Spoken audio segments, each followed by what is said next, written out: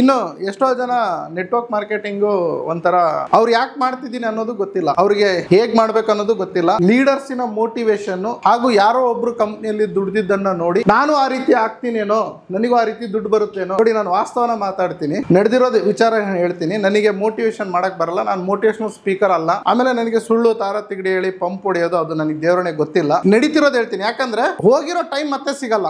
ಇಲ್ಲಿ network marketing ಅಲ್ಲಿ ಬಹಳಷ್ಟು ಜನ ಹಣ ಕಳ್ಕೊಂಡಿದ್ದಾರೆ, ಟೈಮ್ ಕಳ್ಕೊಂಡಿದ್ದಾರೆ, ಕರಿಯರ್ ಕಳ್ಕೊಂಡಿದ್ದಾರೆ. ಈಗ ನಾನು ಒಬ್ಬ ಕೆಮಿಕಲ್ ಇಂಜಿನಿಯರ್ ಆಗಿದ್ದೆ, ನಾನು ನೆಟ್ವರ್ಕ್ ಮಾರ್ಕೆಟಿಂಗ್ ಅಲ್ಲಿ ಬಂದೆ, ಜಾಬ್ ಬಿಟ್ಬಿಟ್ಟೆ ಇಲ್ಲಿ ಮೋಟಿವೇಶನ್ ಕೇಳಿ. ಆಮೇಲೆ ಜಾಬಿಗೆ ಹೋಗೋಣ ಅಂತ ಅಂದ್ರೆ ಈ ಕಡೆ ಜಾಬಿಗೆ ಹೋಗಕ್ಕಾಗಲ್ಲ, ಈ ಕಡೆ ನೆಟ್ವರ್ಕ್ ಮಾರ್ಕೆಟಿಂಗ್ ಮಾಡಕ್ ಆಗ್ತಾ ಇಲ್ಲ. ಇದು ನಂದು ಒಬ್ಬೊಂದು ಪರಿಸ್ಥಿತಿ ಆದ್ರೆ ಲಕ್ಷಾಂತರ ಜನ, ಕೋಟ್ಯಾಂತರ ಜನ ಈ ರೀತಿ ಆಗ್ತಾ ಇದ್ದಾರೆ. ಹಾಗಾಗಿ ಸರ್ಕಾರ ಏನ್ ಹೇಳುತ್ತಿದೆ, ಪೊಲೀಸರು ಏನ್ ಹೇಳ್ತಾ ಇದ್ದಾರೆ, ಲಾಯರ್ಸ್ ಏನ್ ಹೇಳ್ತಾ ಇದ್ದಾರೆ, ಮೀಡಿಯಾ ಏನ್ ಹೇಳ್ತಾ ಇದ್ದಾರೆ ಅಂತ ಹೇಳಿದ್ರೆ network marketing fraud, network marketing fraud. ಇದು ಸರಿನಾ ತಪ್ಪು? ಇದು ನನಗೆ ಬೇಕಾಗಿರೋದು. ಇದು ಸರಿನಾ? ಕೆಲವೊಬ್ರು ಹೇಳ್ತಾ ಇದ್ದಾರೆ, ಕಮೆಂಟ್ಸ್ ಮಾಡ್ತಾರೆ, network marketing fraud fraud fraud fraud ಅಂತ. ಅದು ಕರೆಕ್ಟಾ? ಅಥವಾ ಕೆಲವೊಬ್ರು ಹೇಳ್ತಾರೆ, ನೆಟ್ವರ್ಕ್ ಮಾರ್ಕೆಟಿಂಗ್ ಜೀವನ ಕೊಟ್ಟಿದೆ, ನೆಟ್ವರ್ಕ್ ಮಾರ್ಕೆಟಿಂಗ್ ಅಲ್ಲಿ ಹಣ ಮಾಡಿದ್ದೀನಿ, ನೆಟ್ವರ್ಕ್ ಮಾರ್ಕೆಟಿಂಗ್ ಅಲ್ಲಿ ನಾನು ಮುಂದೆ ಬಂದಿದ್ದೀನಿ, ಎಷ್ಟು ಜನ ಬೇಕು ನಾನು ಎಕ್ಸಾಂಪಲ್ ಕೊಡ್ತೀನಿ, ಬೇಜಾನ್ ಜನ ಇದ್ದಾರೆ. ನೀವು ರಾಂಗ್ ಆಗಿ ಕಮೆಂಟ್ ಮಾಡಬೇಡಿ, ರಾಂಗ್ ಆಗಿ ಪ್ರತಿಬಿಂಬಿಸಬೇಡಿ, ಮೀಡಿಯಾದವ್ರು ಹೊಲಸು, ಅವ್ರು ಹೊಲಸು, ಪೊಲೀಸರು ಕೆಟ್ಟವರು, ನೆಟ್ವರ್ಕ್ ಮಾರ್ಕೆಟಿಂಗ್ ಚೆನ್ನಾಗಿದೆ ಅಂತ ಕಮೆಂಟ್ಸ್ ಹಾಕ್ತಾರೆ. ಸೊ ಯಾರು ಸರಿ ಯಾರು ತಪ್ಪು ಹಾಗಾದ್ರೆ? ಎಕ್ಸ್ಪೀರಿಯನ್ಸ್ ಅವ್ರಿಗೆ ಆಗಿರೋ ಅನುಭವದ ಮೇಲೆ ಅವ್ರು ಹೇಳ್ತಾರೆ. ಬಟ್ ನೆಟ್ವರ್ಕ್ ಮಾರ್ಕೆಟಿಂಗ್ ಕರೆಕ್ಟ್ ಆಗಿದೆ. ಯಾಕೆಂದ್ರೆ ನಾವು ಲೀಗಲ್ ಆಗಿ ಯಾರಿಗೂ ಜನಕ್ಕೆ ನಾವೇನು ಸುಳ್ಳು ಹೇಳಿದೆ ಕರೆಕ್ಟಾಗಿ ಮಾಡ್ಕೊಂಡವ್ರೆ, ಮತ್ತೆ ಕಂಪ್ನಿ ಲೀಗಲ್ ಆಗಿದೆ, ಕಂಪ್ನಿ ಪ್ರಾಡಕ್ಟ್ಸ್ ಲೀಗಲ್ ಆಗಿದೆ, ಪ್ಲಾನ್ ಕರೆಕ್ಟ್ ಆಗಿದೆ ಅಂತೆಲ್ಲ ಆದರೆ ಖಂಡಿತ ಅದರಲ್ಲಿ ತೊಂದರೆ ಇಲ್ಲ ಸರ್ ಮಾಡೋದಕ್ಕೆ.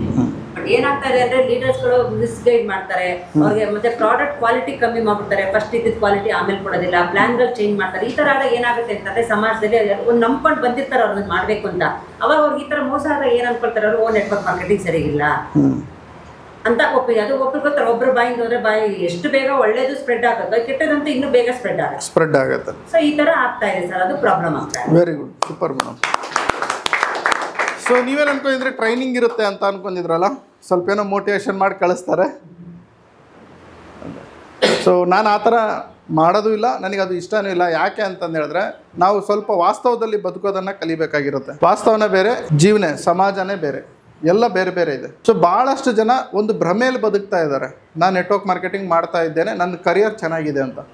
ಸಡನ್ನಾಗಿ ಅಲ್ಲಿ ಒಂದು ಬಾಂಬ್ ಬಿದ್ದುಬಿಡುತ್ತೆ. ಏನಾಗುತ್ತೆ ಗೊತ್ತಾ, ಕಂಪನಿ ಪ್ಲಾನ್ ಚೇಂಜ್ ಮಾಡಿಬಿಡ್ತಾರೆ. ಕಂಪನಿಯಲ್ಲಿ ಪ್ರಾಡಕ್ಟ್ಸೇ ಇರಲ್ಲ, ನಾಳೆ ಅದು ಪೇಔಟ್ಸೇ ಕೊಡಲ್ಲ.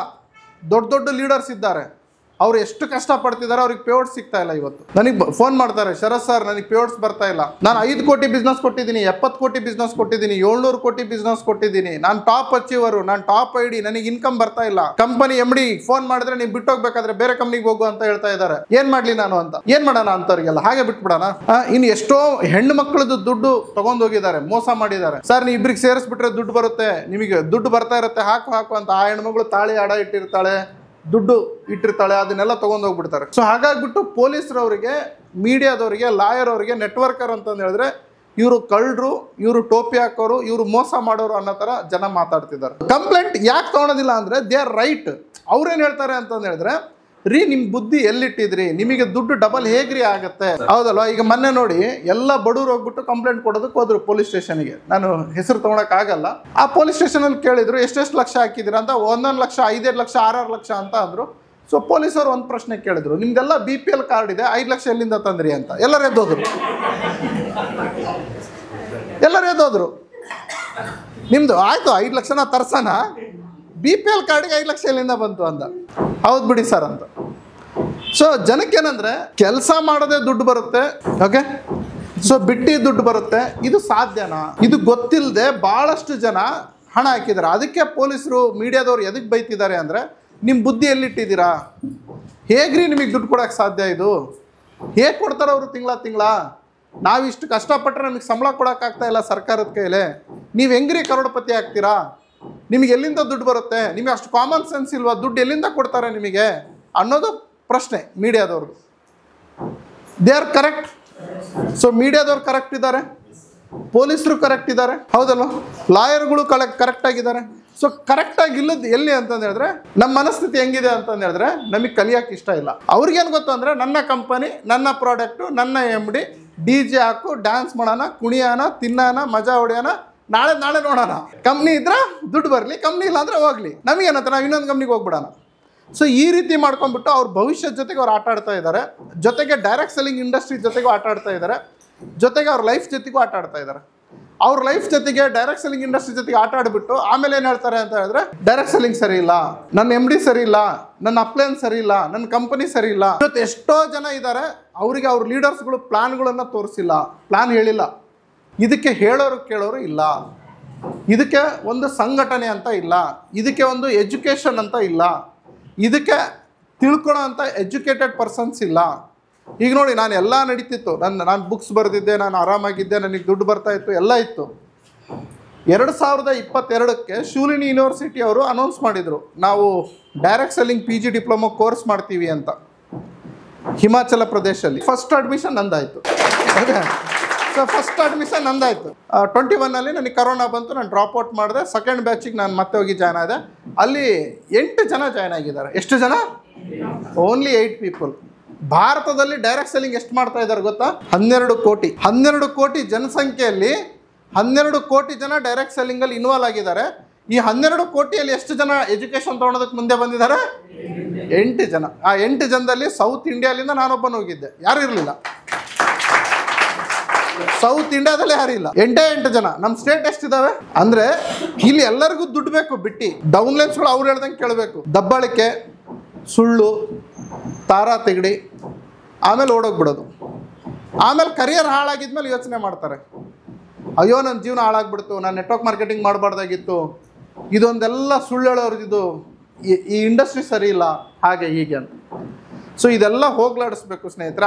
ಇದಕ್ಕೆ ಅವೇರ್ನೆಸ್ ಬರಬೇಕು. ಏನು ಬರಬೇಕು? ಜಾಗೃತಿ ಬರಬೇಕು. ಇವತ್ತು ನಾವು ಕನ್ನಡ ಪರ ಹೋರಾಟಗಳನ್ನು ಕನ್ನಡ ಪರ ಹೋರಾಟಗಾರರು ಮಾಡಲಿಲ್ಲದ್ರೆ ಇವತ್ತು ಕನ್ನಡ ಕಾಣಿಸ್ತಾನೆ ಇರಲಿಲ್ಲ. ಬೆಂಗಳೂರಲ್ಲಿ ಎಲ್ಲ ಇಂಗ್ಲೀಷ್ ಬೋರ್ಡು, ಹಿಂದಿ ಬೋರ್ಡ್ ಬಂದುಬಿಟ್ಟಿರ್ತಿದ್ದು, ಹೌದಲ್ಲ?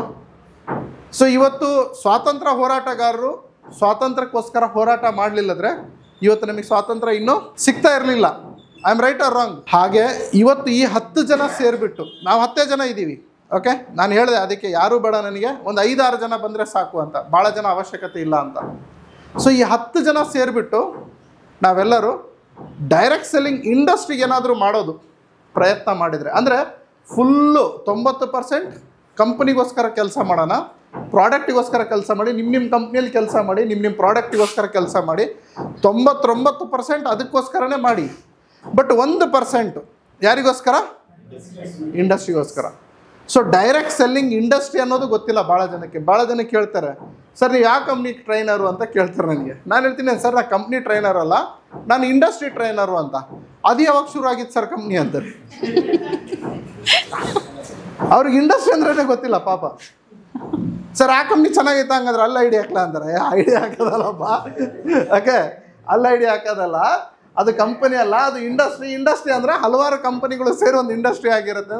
ಓ ಇದಕ್ಕೆ ಇಂಡಸ್ಟ್ರಿ ಅಂತ ಆಯ್ತಾ ಸರ್, ಸಾರಿ ಅಂತಾರೆ.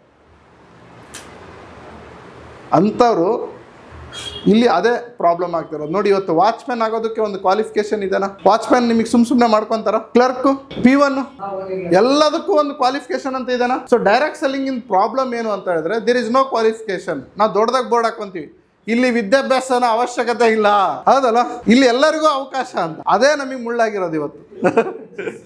ಹಾಗೆ ನಮಗೆ ಮುಳ್ಳಾಗಿರೋದೇನೋ ಅದೇ. ಒಂದು ಪೊಲೀಸಿಗೊಂದು ಅರ್ಹತೆ ಇದೆ, ಲಾಯರಿಗೊಂದು ಅರ್ಹತೆ ಇದೆ, ಡಾಕ್ಟರ್ ಆಗೋದಕ್ಕೊಂದು ಅರ್ಹತೆ ಇದೆ, P1 ಆಗೋದಕ್ಕೆ, ವಾಚ್ಮ್ಯಾನ್ ಆಗೋದಕ್ಕೆ ಅರ್ಹತೆ ಇದೆ, ನೆಟ್ವರ್ಕ್ ಮಾರ್ಕೆಟಿಂಗ್ ಮಾಡೋಕ್ಕೆ ಅರ್ಹತೆ ಇಲ್ಲ. ನಾವೇನಂತೀವಿ ಅಂದರೆ ಇದು ಅಡ್ವಾಂಟೇಜ್ ಅಂತೀವಿ. ಇದು ಅಡ್ವಾಂಟೇಜ್ ಆಗಿದ್ದರೆ ಇವತ್ತು ಇಂಡಸ್ಟ್ರಿ ಎಲ್ಲೋ ಹೋಗ್ಬೇಕಾಗಿತ್ತು. ದಿಸ್ ಈಸ್ ದ ಡಿಸ್ಅಡ್ವಾಂಟೇಜ್ ನನ್ನ ಪ್ರಕಾರ. ಯಾಕೆ ಅಂತ ಹೇಳಿದ್ರೆ, ಅವ್ರವ್ರು ಯಾವುದ್ಯಾವುದೋ ಫೀಲ್ಡಲ್ಲಿ ಇರ್ತಾರೆ, ಇಲ್ಲಿ ಬಂದುಬಿಟ್ಟು ಡೈರೆಕ್ಟ್ ಸೆಲ್ಲಿಂಗಲ್ಲಿ ರೂಲ್ಸ್ ರೆಗ್ಯುಲೇಷನ್ ಫಾಲೋ ಮಾಡಲಿಲ್ಲಂಗೆ ಅವನು ಆ ಫೀಲ್ಡಲ್ಲಿ ರಿಯಲ್ ಎಸ್ಟೇಟ್ ಮಾಡ್ತಿರ್ತಾನೆ, ಇಲ್ಲಿ ಬಂದ್ಬಿಟ್ಟು MLMಗೆ ಅದೇ ರಿಯಲ್ ಎಸ್ಟೇಟ್ ಥರ MLM ಮಾಡ್ತಾನೆ. ಓಕೆ, ಸೊ ಯಾರೋ ಒಬ್ಬರು ತರಕಾರಿ ಮಾರ್ತಿರ್ತಾರೆ, ಇಲ್ಲಿ ಬಂದುಬಿಟ್ಟು ಈ ಪ್ರಾಡಕ್ಟ್ಸ್ನ ತರಕಾರಿ ಮಾರ್ದಂಗೆ ಮಾಡ್ತಾರೆ, ಹೌದಲ್ಲ? ಸಾಯಂಕಾಲ ಆಗಿದ್ಕೊಳ್ಳೆ ಒಂದು ರೇಟು, ಬೆಳಗ್ಗೆ ಎದ್ಕೊಳ್ಳೆ ಇನ್ನೊಂದು. ಯಾಕಂದ್ರೆ ತರಕಾರಿ ಕೆಟ್ಟೋಗ್ಬಿಡ್ತಾವಲ್ಲ ಸಾಯಂಕಾಲ, ಹೌದಲ್ಲ?